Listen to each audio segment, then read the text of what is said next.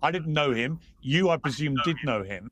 And it appears, and we're going to go to our other guest in a moment who has a lot of damning allegations to make, which I will then come back to you about. But from your understanding, is it true that he was working prior to October the 7th in the media department for Hamas? In other words, was employed by Hamas, or is that not true? There is no evidence whatsoever that has been independently verified by any credible organization that gives that whatsoever. But you know what? Let me entertain this ridiculous assumption that some people are making to try and smear and try and defend the indefensible for a serial killing entity that has killed, like I say, more than 270 journalists in the past less than 24 months.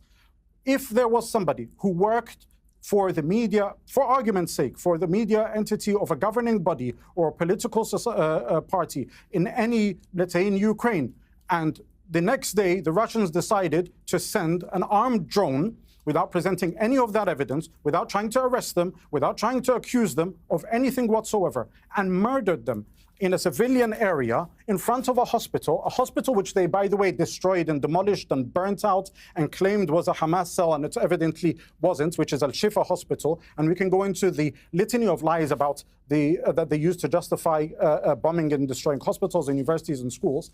Is that justifiable? The fact that we're even having this conversation is bizarre to me when we are watching live streaming of a genocide that these journalists have been risking their lives in this ridiculous hope that the world will wake up one day, and see that our collective humanity is being massacred by an unhinged group of people who, because of their impunity and because we've drunk the Kool-Aid for the past 70, 80 years, and because mainstream media in the West has gone along with it, they can get away with.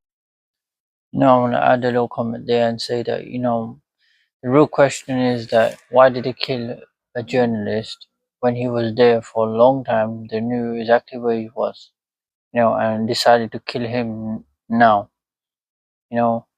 Maybe because the fact that, Netanyahu decided to take over Gaza City and he doesn't want to be exposed to the massacre that he's about to do, That's the real question, Forget about this Hamas. We already hear all this. We know about this. They want to accuse everyone Hamas. But the real thing is that they want to take over Gaza City, take over West Bank, the central West Bank, so there won't be a Palestinian state. They want to prevent that from happening. Even though the Western media or governments are saying that we want